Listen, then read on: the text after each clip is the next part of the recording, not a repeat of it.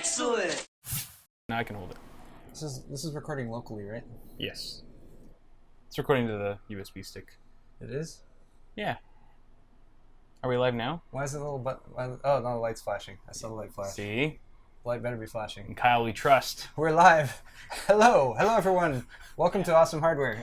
This is oh, mute your shit. Yeah, it's gone. Damn it. Welcome to Awesome Hardware, everyone. This is our Tuesday show. Profanity in the first 10 seconds. This is going to be a good one, kicking folks. This one off right. We do this show every Tuesday evening at 5:30 p.m. Pacific time. So if you're watching in the future and you want to watch us live, then you got to be live at that time because that's the only time it's live. Or you'll miss it. Live is like it's a one-time deal.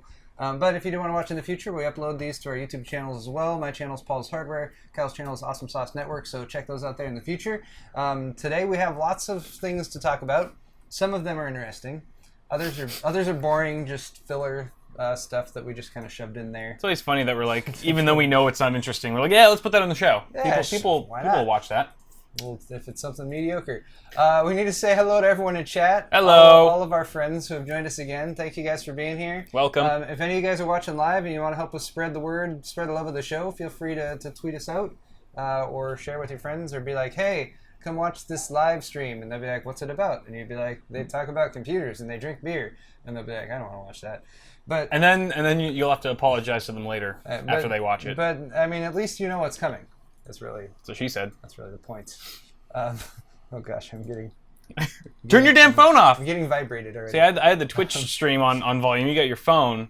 It's just on vibrate though. We're so You prepared. can't turn that off. So prepared.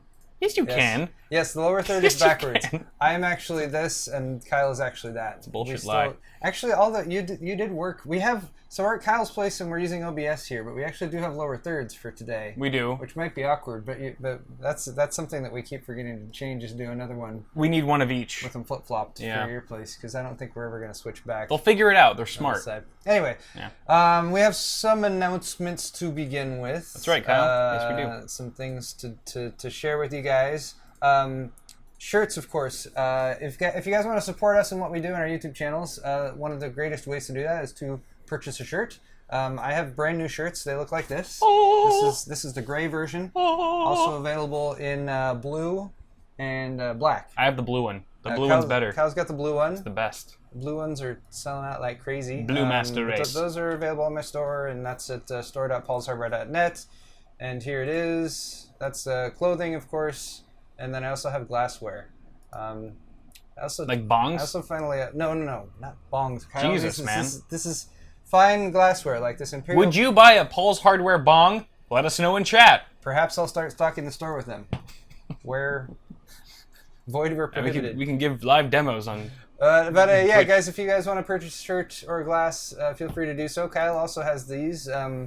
Kyle's got his CPU cooler shirts. Yes. Which- Very popular. Which just keep selling out. They do. You've got them back now. This is a third restock you've done, right? Third restock. So if you guys weren't able to buy one in your size about a week or two ago, they are now available again. At least for right now. Hoping they sell out again, but it's good. It's good that you guys are buying them. I'm glad you're liking them. I know Josh is liking them. I saw him tweet a picture. Oh yeah, Josh got one. And he's rocking the Johnson. Pretty strong. The Johnson is strong with that one. It is. Indeed. Little tidbit of knowledge about our shirts is that the tags in the back are tear off. So if you have one of our shirts and you've washed it and the tag gets all kind of crumply up, you can just grab it and it just tears right off. It's because we're PC people. High Everything's quality. efficient, High even our quality stuff t-shirts. there. And then the other thing is Kyle has been giving shout outs to people who buy shirts during the show. Yes. Because he gets emailed. I actually have been coveting that technology myself.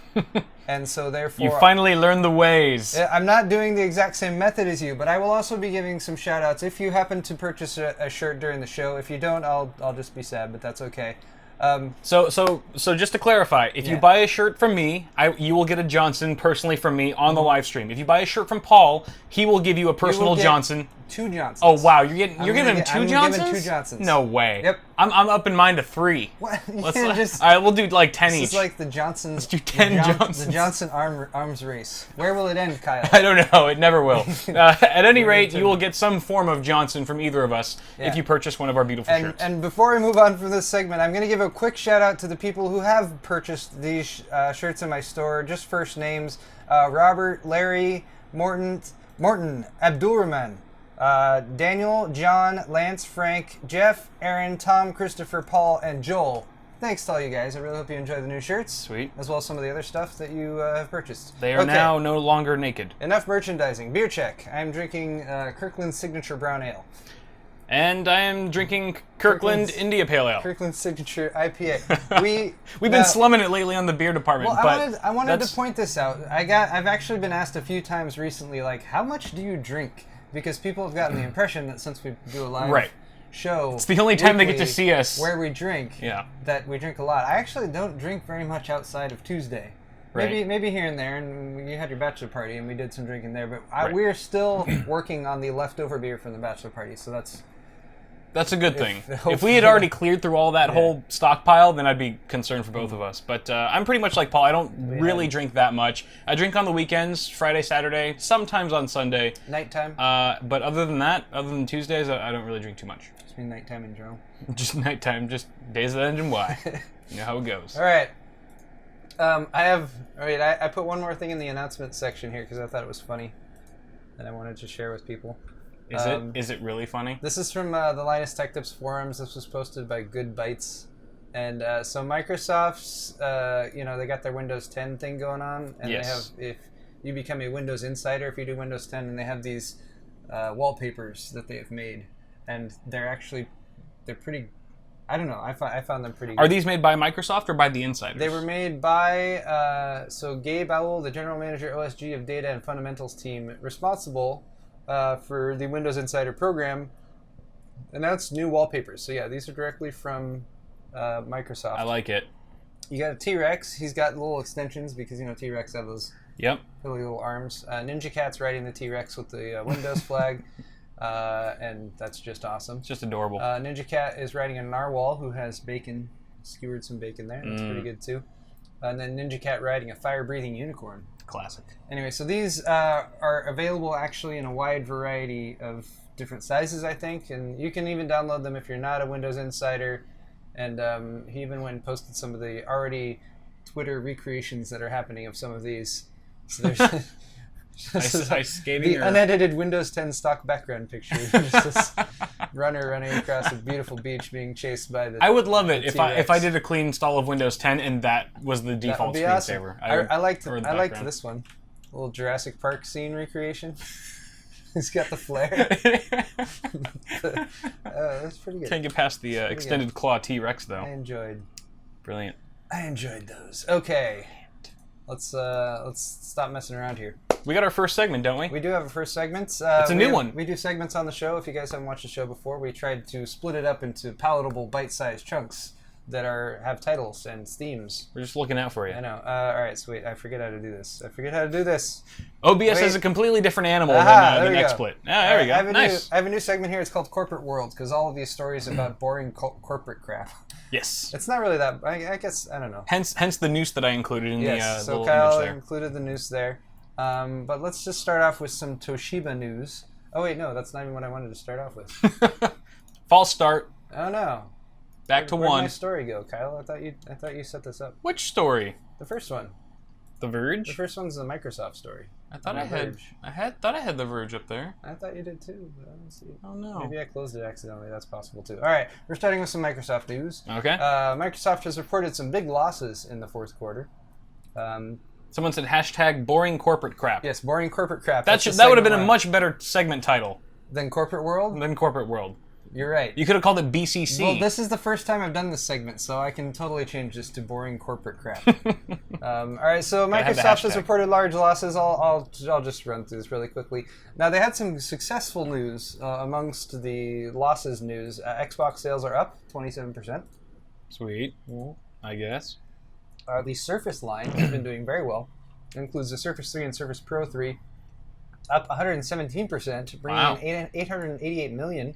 Very lucky number as well. Yes. And then Bing is also doing better.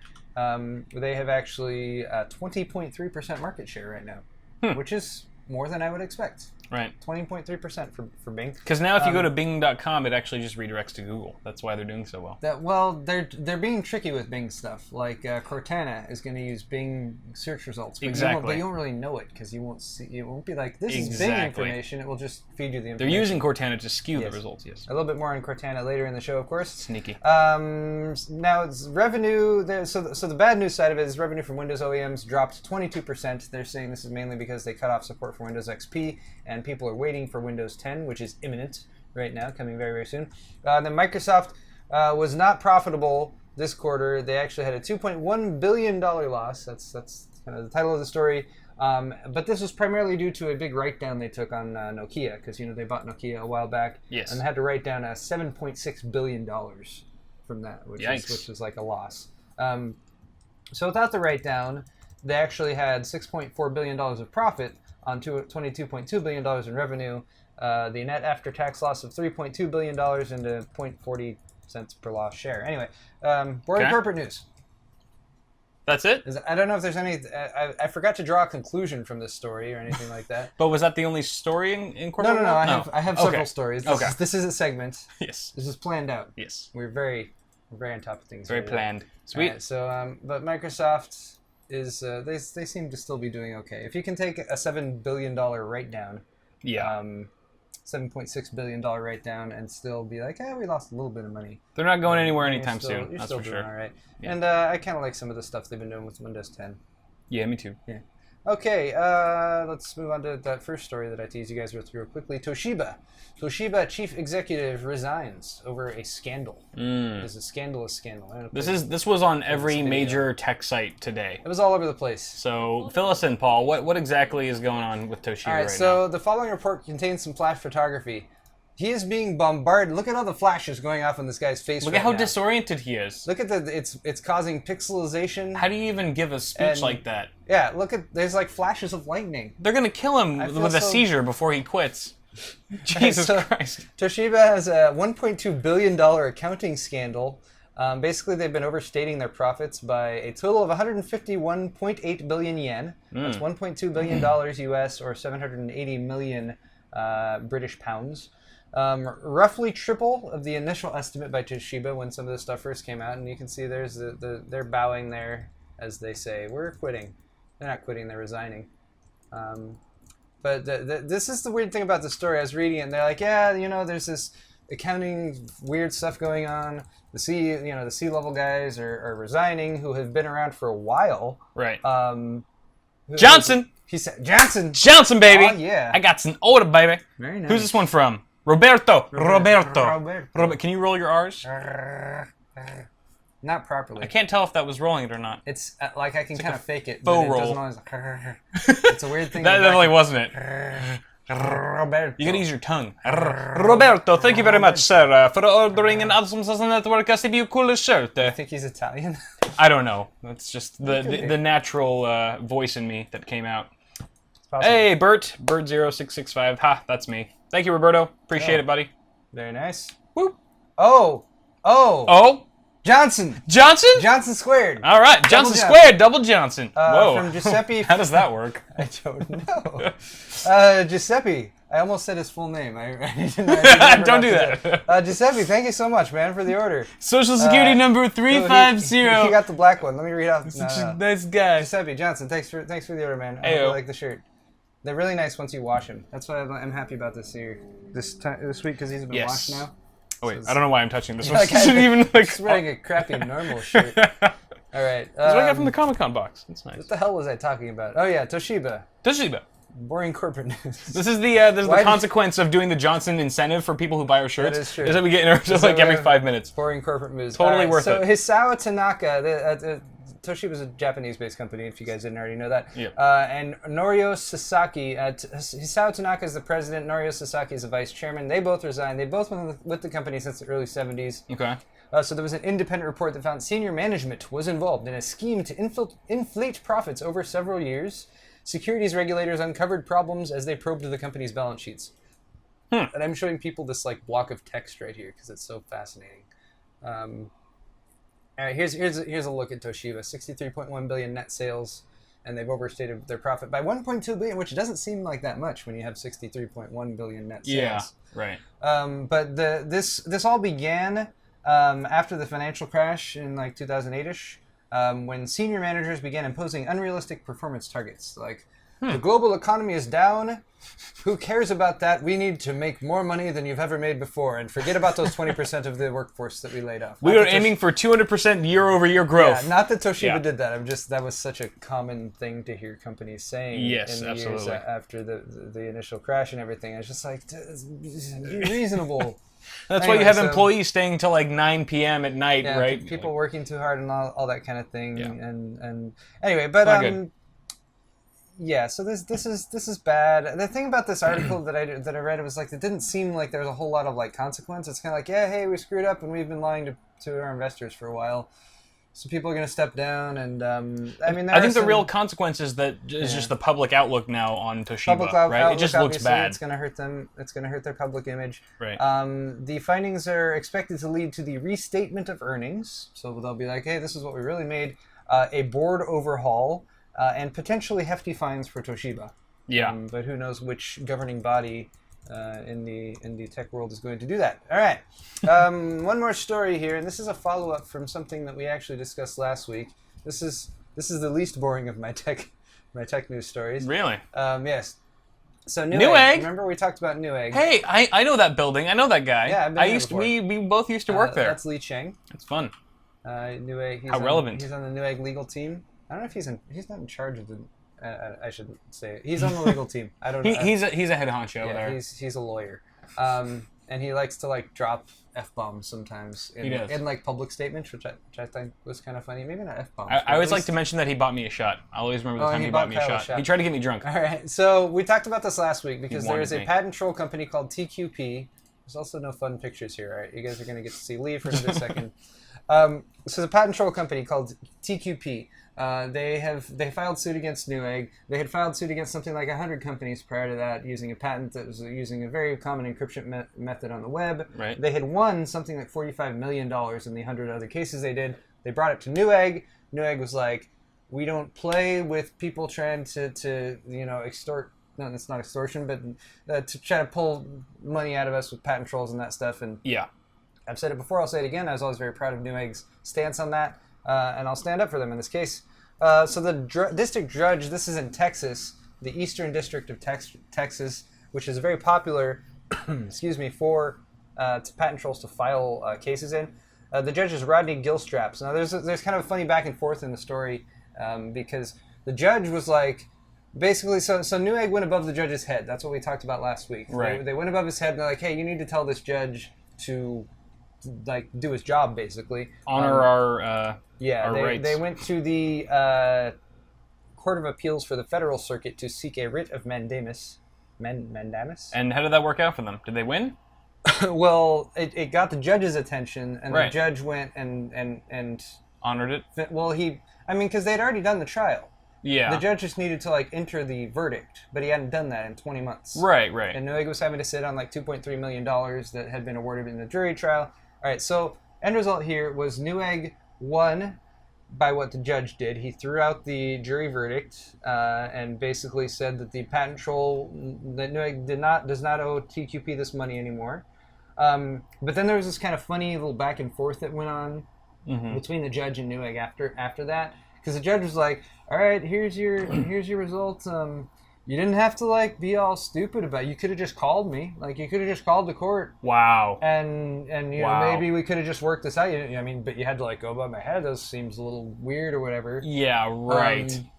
Yeah, it was like there was a statement that he was like, we have received zero communication from Newegg on this thing. Like as if never once at this time has counsel for Newegg directly contacted the court staff inquiring about this matter. How should the situation could simultaneously be so prejudicial that a resort to mandamus might be considered? Well, at the same time, Newegg could not be troubled to pick up a phone and call the court. Yeah, like as if Li Cheng like at a bar could have like just texted the judge and be like, "Yo, can you handle this for me?" And the judge has been like, "Oh, sure. Why didn't you say so?" Well, Newegg's response was, one, that's inappropriate. It is. Like, yeah. According to you shouldn't do that. The way these trials work, the lawyer contacting the judge in between the time that like the case has been presented and the verdict being done, Yeah. it's understandably seen as inappropriate. The other thing Ethically odd. that they pointed out was the East Texas district where all of these patent troll suits are filed is like completely overworked. Like they have too much stuff. Yeah. They're like, we're backed up, you know, we can't get the stuff done. But the response to that is, then why don't they transfer these elsewhere? Yeah. They have that ability. They can transfer the cases to other courts that aren't all bogged down with stuff. It's because no one texted them to let them know that that's what they should be doing. You're right. No one got a call. No one got a call. They should do that. But it's like, call your judges, people. There's so clearly something shady going on here in the East District courts. Oh, yeah. Court system. That like that's where all the patent trolls flock yeah, to, right? When they want to get but lawyers something are passed. very intelligent. They're not just going to come out and be like, I think you held this back because you know you're in the pocket of patent trolls or something like that, or Yeah. there's something else going on there. Right. They can't come out and say that directly. It definitely but- seems like the judge here is playing dumb. Yeah. And is saying like okay, oh, like Yeah. he kind of got caught red-handed in a way after Lee Chang or whoever at Newegg contacted this other Yeah. person above their head and be like, oh, well, you know, making it seem like it's not a big deal when really there's some suspicious ties that it might have Yeah, to. They tried to blame the patent trolls. They tried to blame a clerk error on this actually it taking so long to file and everything. But anyway, Blame the clerk. One He gets paid minimum wage. One quick follow-up before we move on here. Tech Third article over here that Google has now taken a cue from Newegg in this case. Uh-huh. And Google has now done the same thing. Nice. In Following in one Newegg's of- footsteps. That's in one of their cases, quite a sight. an infringement suit filed against Google by Bright Smart Corporation in July 2014. is that a and Google, toothbrush company? Yeah. So Google has gone and done the same thing, and they've gone to the CAFC to attempt to get rid of mandamus. And Johnson. Johnson. Got a Johnson. Oh my goodness. Jeffrey. I'm not gonna say your last name. Yeah. Good old Jeffrey. Oh wow, he actually lives where my parents used to live. Okay. Only Jeffrey will know where that Same is. house. But thank you, Jeffrey. We got a lot of mediums. Beautiful. Do you sell a lot of mediums? I have not looked at those analytics numbers at this point. It's always interesting though because Yeah. I know Logan was like, you know, we should sell. He said something that was Oh my funny. gosh. We have more Johnsons. Yeah? I have a Is that's the same Jeffrey? I have a quadruple. Jeffrey got Yes, both it of us. is. Nice quad. Jeffrey, we got a you quad get Johnson. You get a quad Johnson. Somewhat nice. unruly to work with, but once you get the hang of it, I promise. Indeed. So Jeffrey, thank you so much from both of us, of course, and we also Edward. Nice. Good going, Edward. You guys are fantastic. We really appreciate the support, Clothed. and really hope you enjoy the shirt. Clothed at last. Oh, he got 2 shirts. Oh, nice. Nice, beautiful. Good Good stuff. job, Edward. All right. Good job. keep up. You. Keep up the good work. Oh, and Jeffrey got a pub glass as well. You got a sticker. Cheers, Jeffrey. Okay. Cheers. I'm out of beer. I'm sad. Oh, It's okay. There's no more up here either. Are there? I know. That's okay. We'll get through it. We'll get through it. I'll survive somehow. Okay, that's all for my first segment. Good for the bladder. You're right. Holding in. I thought it was supposed to be bad for the bladder to hold in your pee. Oh, it's good for the bladder not to drink too much beer. Well, I'll have less passing through. That's- Put it that way. okay. When All right. cramming it. Next segment. Another brand new segment. Wait. What?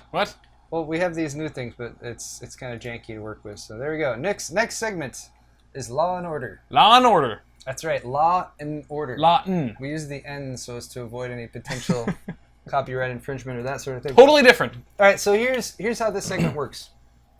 We are going to make laws right now.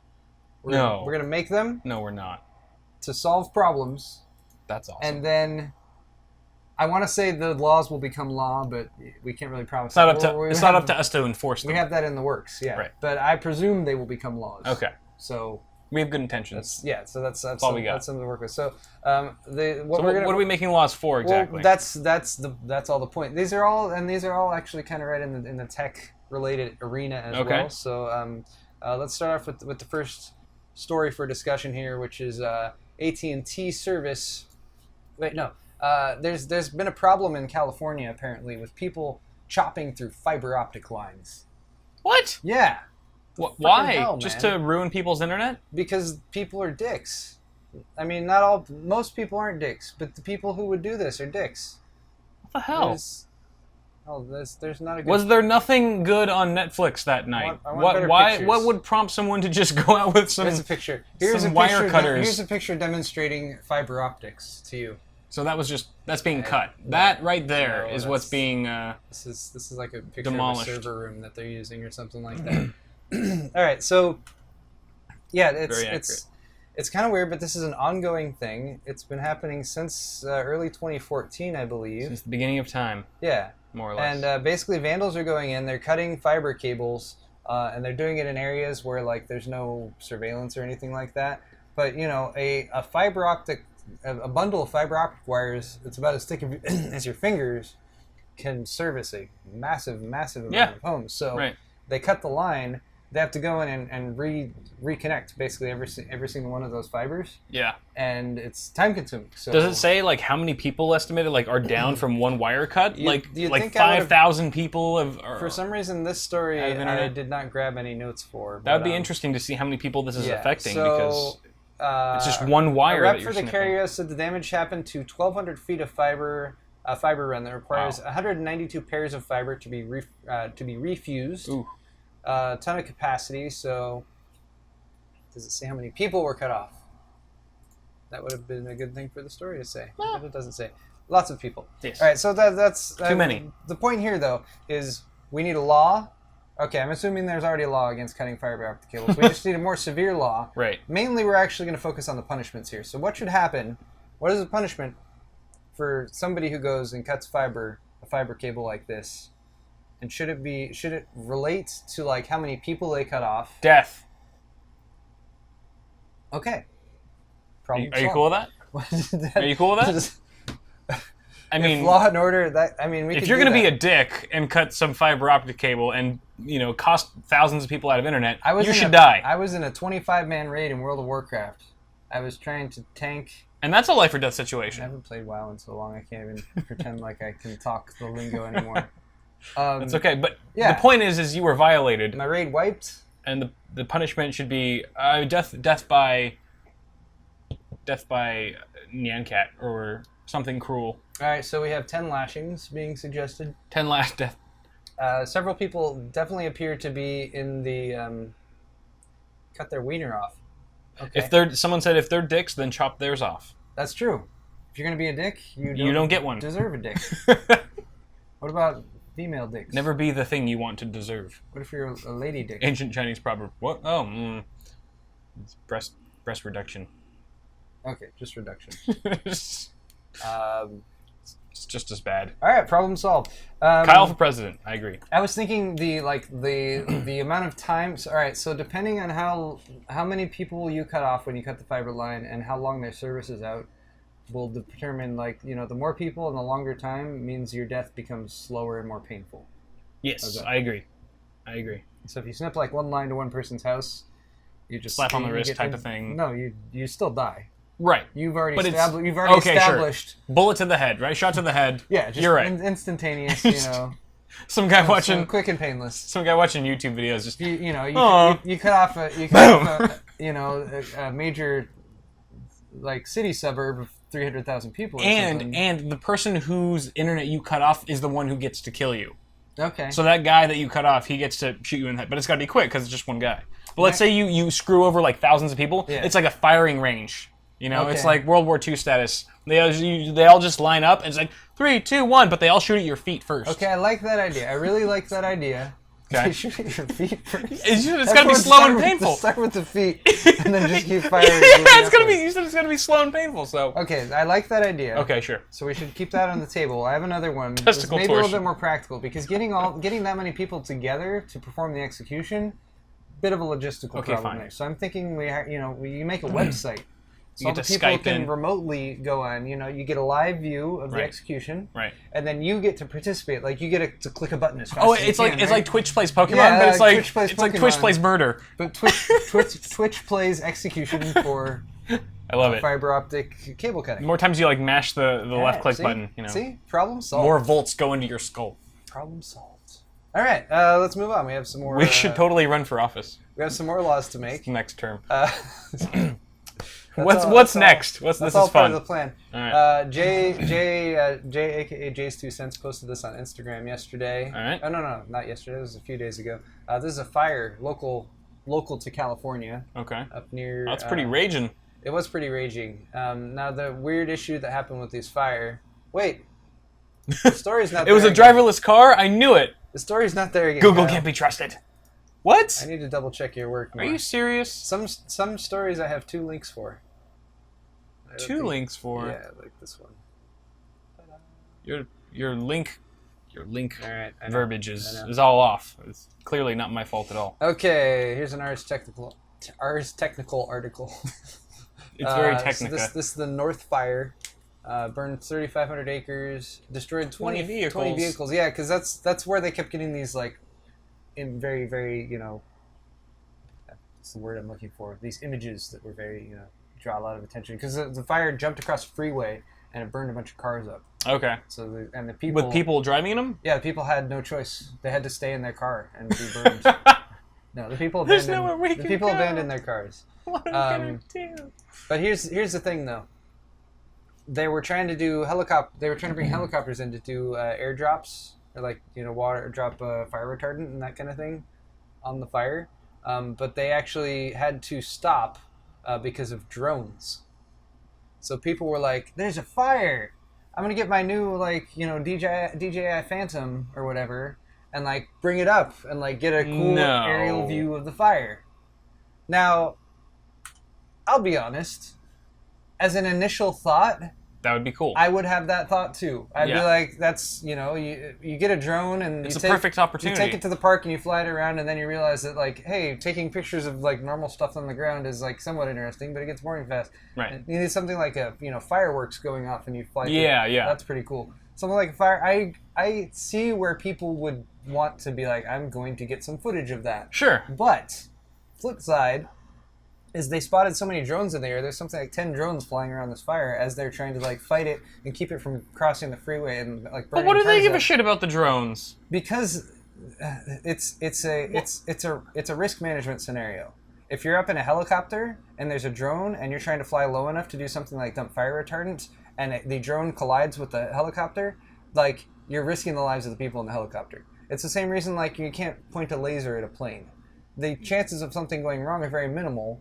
But if something does go wrong, people are going to die.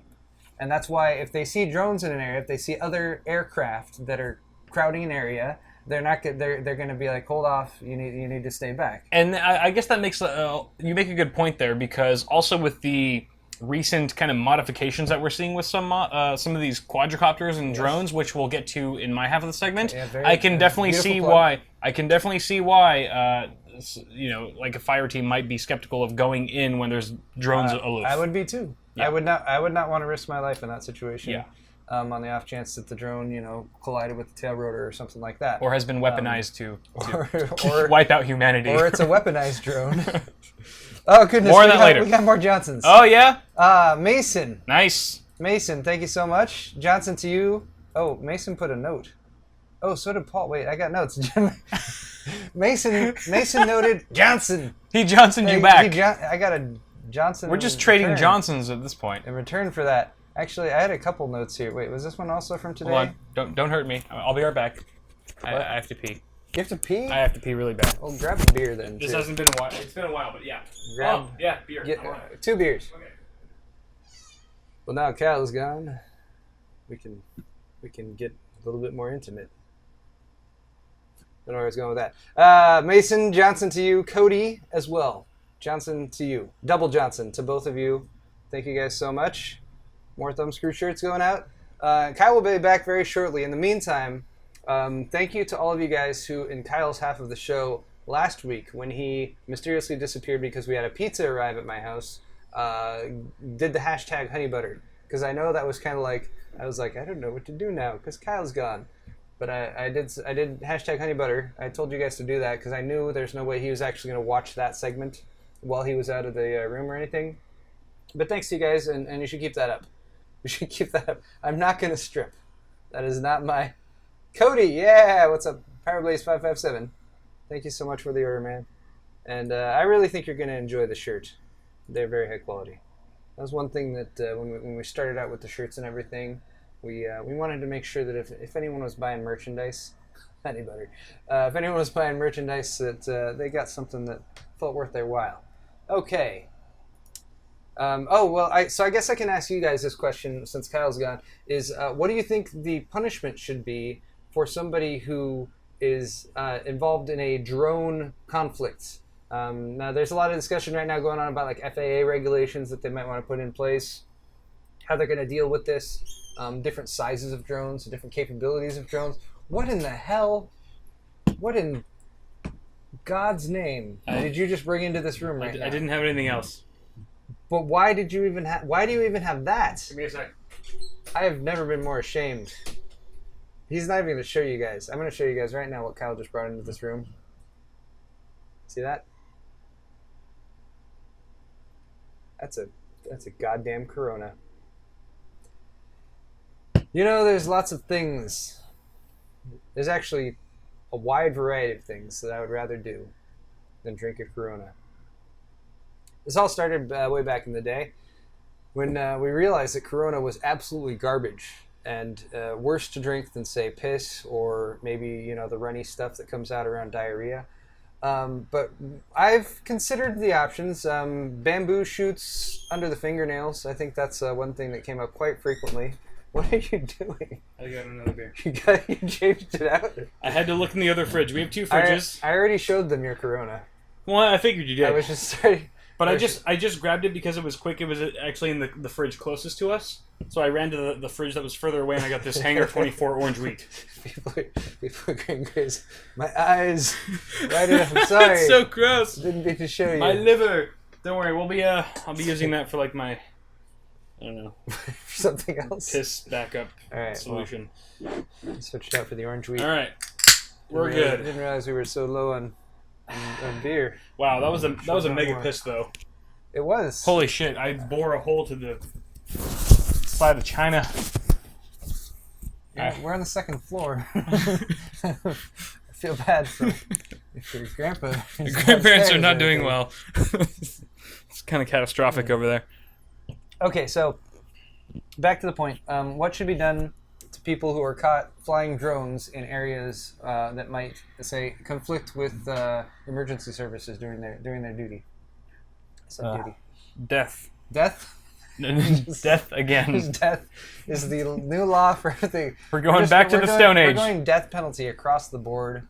An eye for an eye, a tooth for a tooth. All right, so death how? By drones. I would say death by... they should be droned and quartered. Ooh, I just made that up. That is a thing? No, well, you just made that up. Drawn and quartered is a thing. What is that again? Drawn and quartered is... So basically, there'd be a dude. Imagine like dude lying flat, right? Okay. Arm, leg. Yeah. You get a horse or multiple horses, and with reins tied to each. And they go in opposite directions. They pull them apart. And they pull all four directions. We do that with a drone. And arm, legs. But you gotta get squads of drones doing that, like up in midair. What do you think? I think that would make a great reality TV show. It's definitely a win for the RC community. I'm sure it is. Be a lot of just possibilities. Massive drones tearing people apart in midair. And you know what? I bet you'd see a massive reduction in. Or death by drone, but have it be one drone with metallic blades, like metal blades, and you just keep running it into their face. Okay. Until they're dead. All right. It's like a blender. Okay. Airborne blender. One more story in this segment. This is about Google's driverless cars. Death by Corona. That's probably the best one I've heard. Death by Corona. That's too much. That's too just harsh. Yeah. Come on. Where's your humanity? We have to keep things within the realm of reason, if possible. All right. So driverless cars disrupting government reliance on petty traffic enforcement. This is a Tech Dirt article. Okay. And it's mostly text, which means I'm going to scroll for a second. And really? This seems like such a good. What? Such a good opportunity to have some pictures in an article. Yeah, driverless cars. They got nothing? Tech Dirt they're all about the tech dirt, man. They don't care about images and crap like that getting in the way. So basically what this article is about is the massive amount of reduction in income from certain for cities and municipalities, I suppose, when self-driving cars become more prevalent. Because, consider the following. In the past year, the city of Los Angeles generated $161 million from parking violations. Right. 161 million. Yeah. I know when I went to USC, I contributed a fair amount to that. Just parking around the school is absolutely terrible. Red light violations have a fee of $490. Californians caught driving under the influence are fined up to $15,649. Misdemeanors up to $22,500. And cities in California collect on average $40 million annually in towing fees that they divide with towing firms. So basically, there's just going to be a massive reduction in the amount of money that cities make coming in once driverless cars are around, because driverless cars obey the law. Yeah, and they're foolproof, more or less. And so far have been very, very foolproof. There have been something like 14 accidents involved with the Google driverless car program. That were all caused by humans. They were all caused by other people, not the driverless cars themselves. So as much as many of us are looking forward to the driverless cars era, I know I am. Well, I am, but less now that I work from home. I'm like, oh. But how does that not benefit you? Even if there are driverless cars and you don't get to use them, no, I'm still looking forward to it. It's just not quite as much as like, oh, that 40-minute commute every morning. Now I can like do stuff. Makes you wish you lived further away just to take more advantage of it. I mean, not really, but it's like when I started high school, I went into swimming and water polo. And like that year, my parents decided to get a swimming pool. And I was like, I had gone my whole childhood not having a swimming pool. And then when I finally go and start swimming every day is when they bring in put a pool in the house. Anyway, good practice, I guess. So just to finish off the segment, what penalties or what things can people be arrested for? What laws can we make to bring in more money when people aren't when people aren't driving their cars anymore and they can't get car tickets? We've already gone too long on this segment, so yes. First thing that pops into your head. Okay, if you're using an iPad in the car, you die. Beautiful. Death, and then all of the money goes to the city. Yes. Problem solved. All right. And the iPad is burned. And the iPad is burned. All right, and that is all. That is all for. It was like 99% explanation and like 1% discussion. That was. We're moving on. We've been lingering. Well, we took a while there. What time is it now? No, we're okay. I mean, what time is it? It's sword fight time. There you go. You were cueing me. Yes. And I just completely went over my head. So good. It is time. It's time for sword fight. Oh yeah. Come on, Paul. Paul. What's wrong with me right now? I'm gonna start drinking your beer. This is so. Hey, sword fight. Hey. Right on cue. It's so janky in OBS. I love it. It's so us. With XSplit, like you push a button, it does a little crossfade transition. That's just too polished for our taste. Like, no. All right, so sword fight. We have a couple questions. The way sword fight works is Kyle and I are going to debate a controversial topic. I will post a straw poll link for you guys to also give your opinions on. You can vote at the beginning. You can wait and vote at the end after you've listened to our always extremely persuasive arguments. And then at the end, we'll see what you guys think. Are well-informed and educated. All right, so you guys have probably heard about Ashley Madison. Who's that? Ashley, no, that's a website. Oh, yes, the adulterer website. Ashley Madison is an adultery website. You go there to cheat on your significant other. Yeah, apparently. That's what I've heard. I also popped this up. This was Boogie posted this earlier. Everyone's freaking about the Addison Madison, and I'm just sitting here having married. I love it because it's Spider-Man. That was kind of my thought too. Yeah, I'm kind of in this camp. I mean, don't have anything. You're not married yet, but I think you're in this camp too. I was like, I've never even thought about it, but some people have. That's the point. Right. It was hacked, and basically the hackers are kind of like holding the data hostage. So like 2,500 people's data has been published. 2,500, you said? 2,500. Okay. But they have something 30-something million. 33 million user account informations. I can't believe that many people are registered to this site. 33 million. That's what shocked me. That's in 46 countries. So insane. That's not just the U.S. 33 million people. Adulterers are everywhere. All right, so scumbags, all of you. Funny thing about this story is it's talking about people calling into the Ashley Madison customer service right now, and the customer service has like a completely different story than what they have said publicly. Customer service for Ashley Madison? For Ashley Madison. They came out and they were like, they've already stated, yes, this information was stolen, there was a breach. Right. But when people call into customer service and they're like, I want to delete my account or whatever, and like no, everything's fine. Wow. We weren't breached. Just ignore that New York Times article that says they were stating that like they only got 2 users' data, not 33 Wow. million users' data. Anyway, all right. So well, that's a little stretch of the truth. The question that I have for y'all. What is our sword fight today? Yeah, the question that I have for y'all. About this one's a good one. Okay. I gotta give Kyle props for kind of coming up. Oh yeah, I helped you do this. For phrasing the question on this one, but let me get it over here so I can post it in chat. All right. Post it in chat. Here's my straw poll. Post that there a few times, and then wait, is this drones? There. That's wrong. Ah. What? You didn't click my straw polls. It's okay. All right. Stupid. So here's my straw poll. I'm asking you guys, what is worse in this situation? Now we know both of these things are bad. But which one's worse? The lesser of two evils. Which one is worse? Which is the lesser of these two evils? Okay. Signing up for the adultery website in the first place, or stealing and publishing personal information. And I'm very actually curious to see what the outcome of this question is. Now note that I said signing up for an adultery website. Even though the answer down there at the bottom is a little bit more direct, but I'm talking about signing up here, mainly because there's 33 million users. I can't imagine that every single one of those people has had an affair based on signing up for and using Ashley Madison. Right. So if you're in a situation where, like, I don't know, you signed up at one point and you're mad at your wife or something, or mad at your husband, but you didn't go through with it, I still wouldn't want it to be known that I signed up for it in that situation. So that's why I phrased that the way it was. So we haven't decided which side we want to take here, actually. What do you want to defend? We're both going to be assholes. Doesn't matter. I'll let you pick. Okay. I'm really not sure. I will say I'll go for stealing and publishing personal information, because ultimately money rules the world. That's what I'm gonna go for here.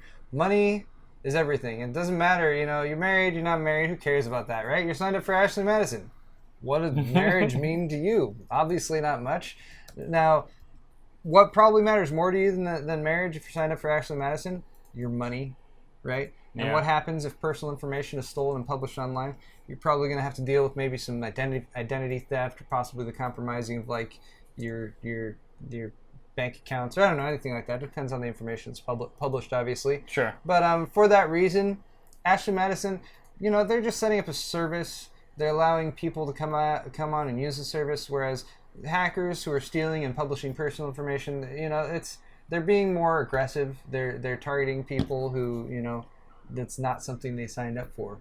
So I think in this case, I gotta go with those hackers. I will personally hunt every single one of them down, as I put in my question answer. Once I find their addresses, I'll look those up and find them online. All right. So this is why I think that signing up for an adultery website is worse, because this is something that, I mean, you think about an adultery website in general, it's clearly a target for hackers. I mean, a lot of hackers have these like self-righteous motives where they go after like child porn websites and websites like Ashley Madison. So you have to know that that's like a target, that you are being you're susceptible to any kind of hacking or whatever, having your information stolen or leaked. And if this is the thing, is like, if you want something to be super secretive, then don't put it online anywhere. It's just never safe online. See that I don't mean to interrupt you. That brings up a lot of the debates that went along that happened with the fappening. Yes, that's right. The fappening, the GFAP. Well, that's a different story. But yes, the fappening indeed. So I don't know. If you don't want any of your information leaked, just keep it to yourself. Maybe tell a close friend that you can trust. I mean, and I'm not condoning adultery. I know it sounds that way. Like, if you're going to cheat on your wife, don't do it this way. Do it this way. No, that's not at all what I'm saying. I'm just saying it's bad to put so much trust into a website like this, And it's also not for a great cause. I mean, if you're not happy with your relationship, I mean, this goes like Dr. Phil status right here, or like frickin' Loveline and K-Rock. Like, if you're not happy, if you're signing up for this website, you have to make some decisions about your own life and question where you are with, with your own self and your own happiness, and try to figure out that on your own instead of trying to escape to ashleymadison.com. I think what Paul was arguing is very like physically, like by the book fucked up, and I think the Ashley Madison thing, going to that site and being a part of that community, is emotionally and mentally fucked up. So I think the mentally fucked up thing is worse. I think that's harder to dig yourself out of than the more tangible problems that Paul was talking about. It was quite the collection of F-bombs there, guy. Hey, It was good. No, we keep it classy. It was for a good cause. That's right. Okay, let's see what you guys think, though. Because who cares what we think? That's like the slogan for this segment. Signing up for an adultery website or stealing and publishing personal information. I'm curious myself. And the results are. All right. People agree with me. Apparently. Screw that can. All right, so people, at least our viewers who responded, you're all cheaters. Are a little bit more concerned. You're all backstabbing cheaters. Are a little bit more concerned about the personal information being stolen. I agree. That's also a huge for point. An adultery website.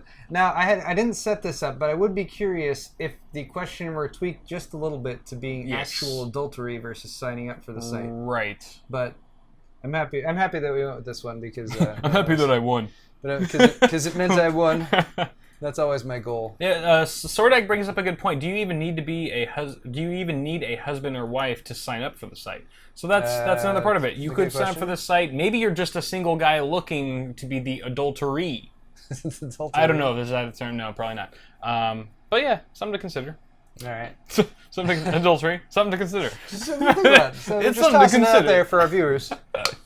I should work for Ashley Madison. I would do great things for them. All right. Okay. Sweet. Moving on to question number 2 here. My straw poll copied. All right. This one's interesting. All right. So this is another Ars Technica article. This is a study that online gaming losers, with losers in quotes, are more likely to harass women. Right? So see all those people making the L sign about the losers. So Casuals. I'm going to scroll. Look, they have a chart. Oh, I love when there's a chart. Filthy casuals. All right, so here's basically a rundown of the situation. So they did this study, right? They set up a control, and then they also did comparisons. So basically, they'd have somebody gaming in an online multiplayer environment, and they had preset statements that they would make. So they were pre-recorded with either a male voice or a female voice saying the exact same thing. And I believe they're using Xbox. Yeah, they're using Halo 3 on Xbox. So basically, they would go into any given game, and they would use the pre-recorded statements that were all pretty neutral. They're just like, "Hey guys, good game" or whatever. Yeah. And then they would see what kind of responses they would get, and then they ranked the responses based on what the response was, of course. So whether it was a positive response, or whether it was a negative response, or whether it was a neutral. So positive is like, "Do your thing, girl," right? That's a positive? That's positive. Okay. So like a girl came out and said something like, "All right, team, let's do this," or "That was a good game, everyone."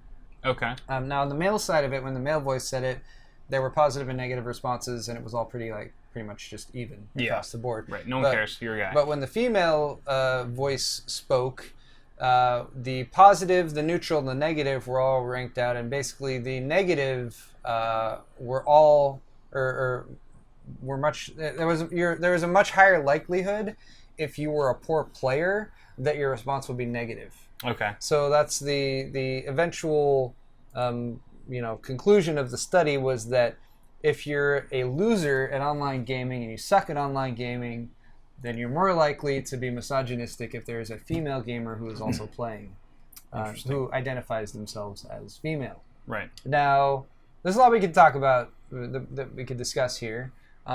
This is obviously bad, and people shouldn't be negative towards female gamers. You should let everyone play games. And sexism is bad. You should be nice, and sexism is bad. It's bad. Yes.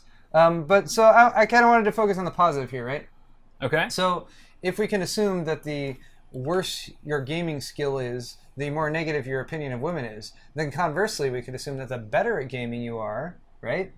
Then the better you should be at like talking to women, pimping out chicks positively. Yeah, like, right. So you get pimping chicks wasn't the so the better you are at phrase. gaming, the more game you have. Yeah. So here's the question for. You got to play the game to have game. So here's our straw poll. Love it. That you guys can vote on, and All the question that we're asking here is: does being a better gamer make you more successful with the opposite sex? Oh yeah, I mean I would be the first to know. All right. So, and my answers, just to explain them, since they're both yes, is yes. Just look at all the play the MLG champions get, or yes, if by opposite sex you mean my hand is secluded location and 5 minutes of spare time. So the second one is the no answer. Yeah, in case you guys didn't missed that. catch that. So which side of this one do you want to say? Does being a better gamer, does gaming skill scale proportionately with game? I'm gonna say yes. Yes. Yes, okay. it does. All right. Because I went first last time. So okay. So yes, being a better gamer does scale evenly with being better with the opposite sex. I mean, just look at the play MLG champions get. I mean, I have no idea if that's true or not. They are all upons. Yeah. Okay. I'm not gonna steal your thunder there. So here's what I think. When you're better at gaming, let's say you have a good run in whatever game it is, Battlefield 4, for example, you get this kind of confidence about you. You feel good. Winning makes people feel good. And when you feel good about yourself or something that you've done or accomplished, it gives you confidence. This is all very psychological and scientific. Confidence is is a trait or quality in men that a lot of women look for. So if you are more confident in your own abilities to perform, then a woman might be more inclined to pay more attention to you, as opposed to the guy who's just lost, feeling down and out, with very little confidence. Okay. And not so much performance. All right. Yeah. Okay. Cheers. All right. I'm gonna say no. That is not the case. I will say that like what I want to make here is like a curve, right? You know, your game. You know, you got two axes with your gaming skill and your skill with opposite sex. Yep. And I think it would scale up. I will agree with you to that to a certain extent, but I can't say that it is an infinite curve, because I think at a certain point it peaks and then trails off towards the end. Okay. So because I think what a lot of ladies look for or men look for is well-roundedness in their partner, and I think the people who are the best at games are the people who really obsess over them, play them incessantly, play like just devote so much of their lives to them. And I don't think that's going to really help. Even if you can like maintain that confidence, like, oh yeah, I'm like a top 5 or top 10 players in the world at whatever game I play. Even if you have that confidence to be able to go and start like maybe introduce yourself to somebody of the opposite sex, like maybe get the ball rolling, I think that's still going to hurt your chances in the long run, because they're going to be like, this person's not interested in me. They just play the video game, practice 12 hours a day so that they can win their MLG tournament and have me on the side whenever they need me. Yeah, exactly. So I think for that reason, it would increase, because I do agree with your confidence statements, but I think at a certain point you're going to see that taper off and even start to drop as you get towards the highest levels of gaming performance. Yes. Okay, makes sense. Let's see what you guys think. I agree with that. I changed Kyle's mind. Totally wrong. All right, let's see some results here. Wow. Okay. It's all in your answers. It really isn't how you phrase the answers. If it was just yes or no, I guarantee it would not be that stacked. Really? Oh. That was pretty stacked. I mean, that's pretty stacked. That was amplified a lot. But all right, well, guys, thanks for all of your feedback, and I guess I win Swordfight again. God damn it! Somehow that has happened. Okay. Teams are stacked. Let's charge on through here, because we're starting to cut into Kyle's time a little bit. But you swordfight like a woman. All right. Wait. We have all these lower thirds. I got to use them. All right. Sword. That was Swordfight. Now we're moving on. Holy Jesus! We're still a whole segment behind. This is okay though. It's one segment, and this is just news, and I'm gonna bomb through it. It's gonna be fast. It's gonna be fast. All right. So tech news, guys. We're starting off. Wait. I gotta be prepared in order to bomb through this. Some tech news stories. That's what we usually talk about with tech news. Wait. Yes, it is. Damn it. Yeah, all right, this is the right one. Here's an article over on Hot Hardware. Hot hardware. This is from our friend Jason Evangelo. So Xbox One is getting keyboard and mouse support. Oh. For those of you out there who are like, I don't care about Xbox One, you're right. No. We're at 362 viewers, by the way, which is awesome. pretty sweet. Oh my god. High five. Thank you to all of you watching. That means we're getting more and more of you guys coming in. It is. Newcomers every single each week. day. It's snowballing. Not every day, but every week. That means that as our viewers are clumped together rolling down a hill, they pick up more viewers that kind of drive until there's just this massive, unstoppable ball of viewers. You're probably the guy who knows most about snowballing. Rolling. That I know. To be honest, I don't think I've ever met a man. Did not see that one coming. But thank you guys. Okay, tech news. That's what we're talking about right now. Moving on. All right, so why should you care about this, especially if you're a PC gamer? Yes. So Microsoft's going from Windows 10 platform unification. Okay. Right? They want to get Xbox One, Windows, Xbox One with its OS, Windows, and Windows phones. They want them all kind of playing on the same ballpark field, something like that. Right. So this mainly comes from Xbox head Phil Spencer. He's saying that support for the mouse and keyboard are not far away. That was his quote. He alluded to the concept of PC to Xbox One streaming. Right now we have Xbox One to PC streaming. Why would you want to do that? I have no idea. It makes a limited... Unless you have a really crappy No. PC. There are some outlying situations that can't handle There games are or some situations where you might want that, but by and large, if you're a PC gamer, you're going to play games on the PC. Now, so there's some speculation here why they might want to do this.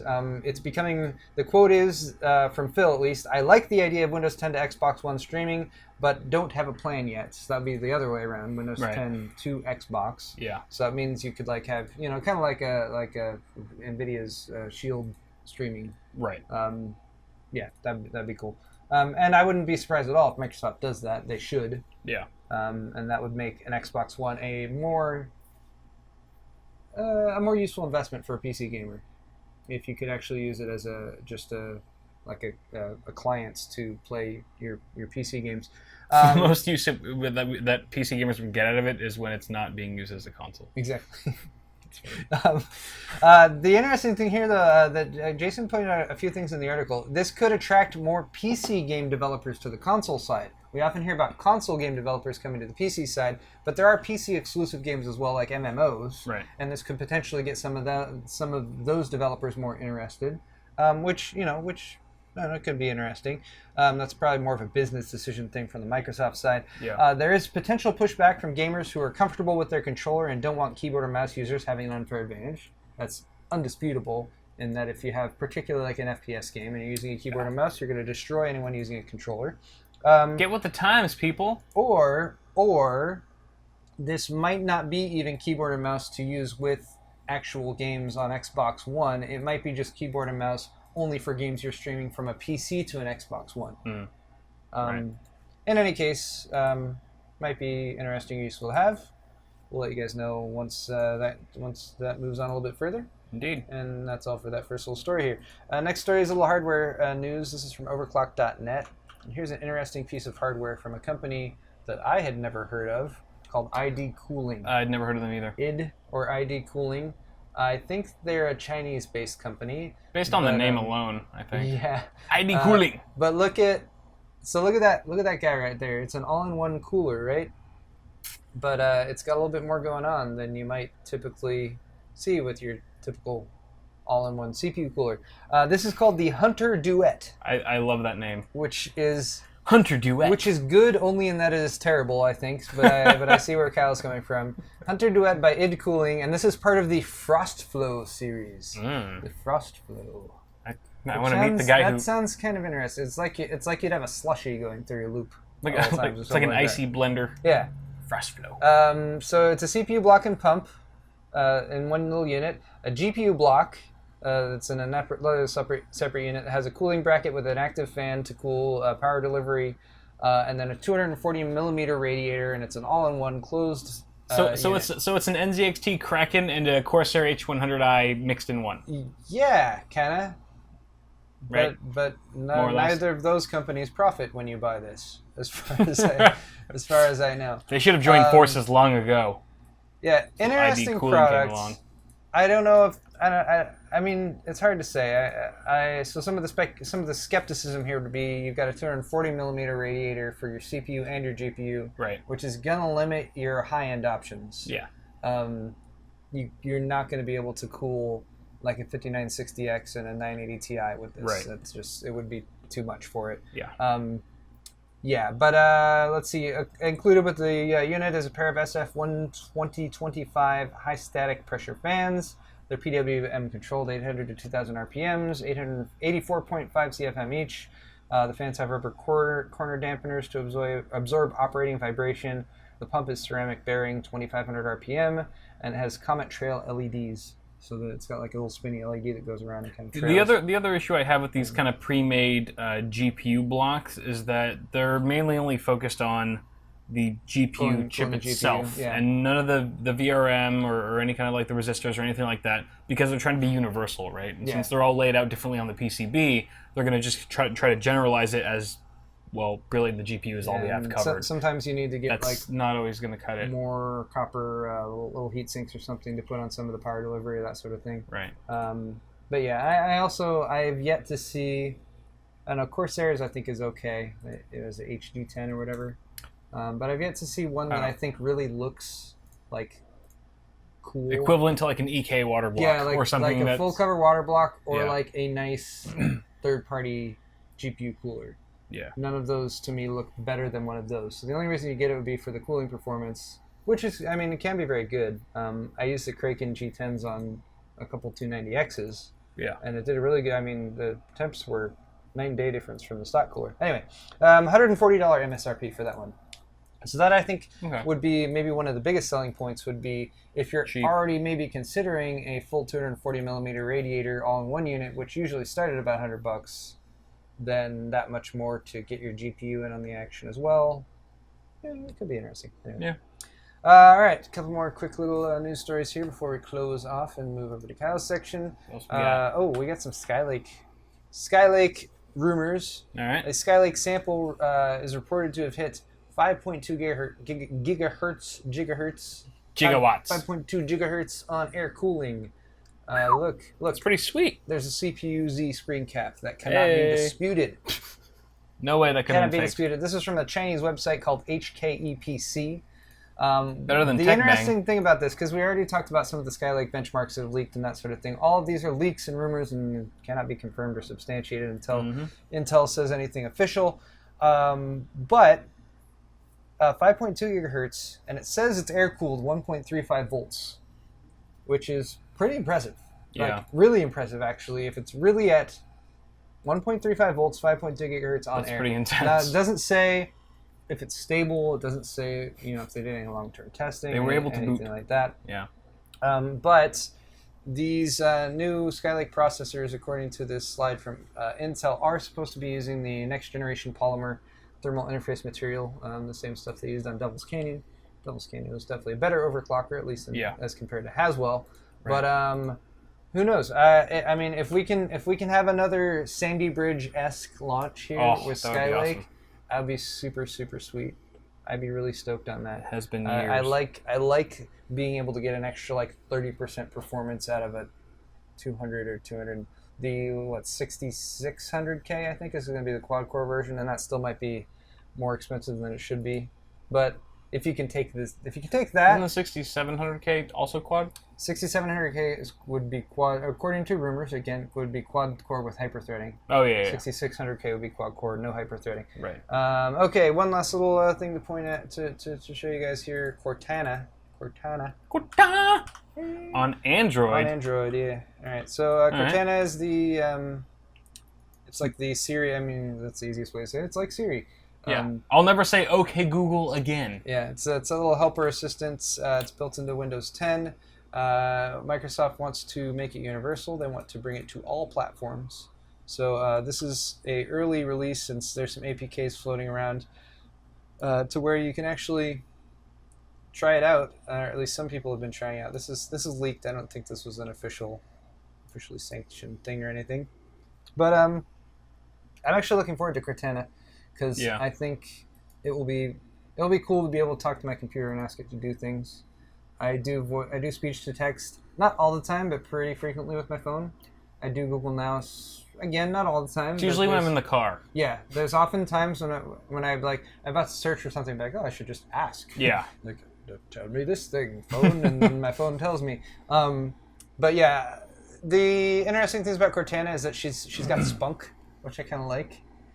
I mean, that's some of the things that maybe she's just like, Google Now is very dry. Information, but Cortana's supposed to get to know you, and it's like Siri. Siri's a little bit more personal. I haven't used Siri, so I can't give that comparison as much. Just from what I've heard, yeah. But yeah, supposed to get to know you, to tailor the results and everything. So there's some stuff you go through to do the setup to kind of get drugs. I don't know why get drugs is.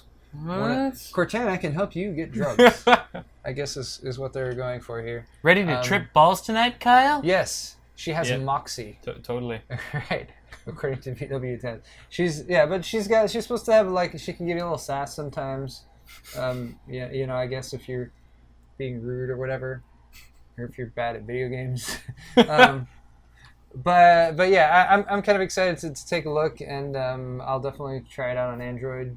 I mean, there's some cool stuff Microsoft is working on, and Cortana I think is one of those that I'm like, yeah, that needs to be a thing, because it's like in all the sci-fi movies. At some point in the future, in Star Trek, you got computer, tea or gray, hot, or whatever. Yeah. Take us to this planet. Yeah, like you should like that's.